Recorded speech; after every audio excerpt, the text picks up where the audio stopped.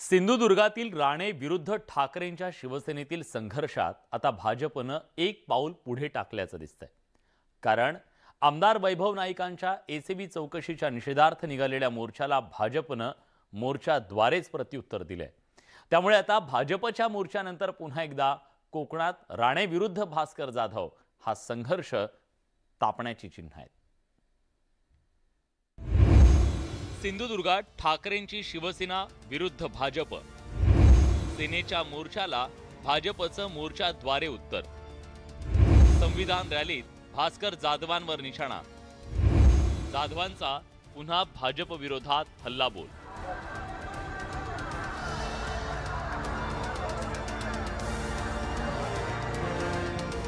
भाजपचा हा संविधान मोर्चा प्रत्युत्तर आहे शिवसेना उद्धव बाळासाहेब ठाकरे पक्षाला। 18 ऑक्टोबरला आमदार वैभव नाईकांच्या एसीबी चौकशी विरोधात शिवसेनेनं मोर्चा काढला। या मोर्चात भास्कर जाधवांनी राणेंवर केलेल्या टीकेनं भाजप चांगलीच आक्रमक झाल्याचं पाहायला मिळतंय। त्यामुळे भाजपच्या मोर्चातही भास्कर जाधवांवर त्यांच्याच भाषेत तोंडसूक घेण्यात आलं। म्हणे हल्ला झाला, ती बाटली ना अशी उभी होती, आता हल्ला करणारा माणूस जो फेकेल तो का ठेवून जाईल?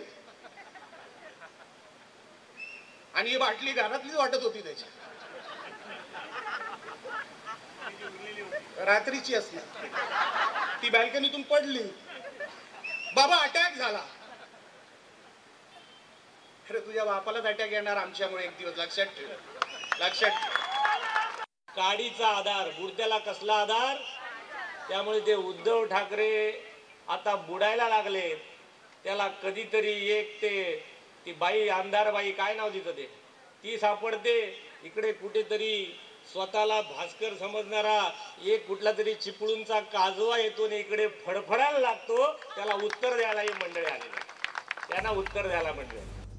आता भाजप आणि त्यातही राणे कुटुंबियांकडून टीका झाल्यानं भास्कर जाधव तरी कसे शांत राहणार?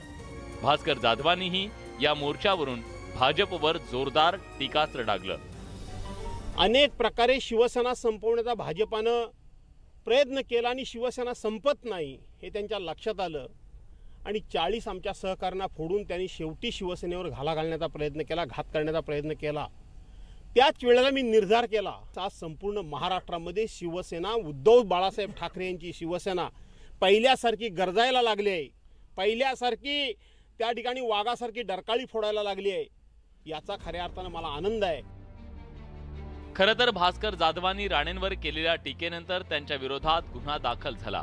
तसंच काही अज्ञातांनी त्यांच्या घरावर दगडफेक केल्याचा आरोपही झाला।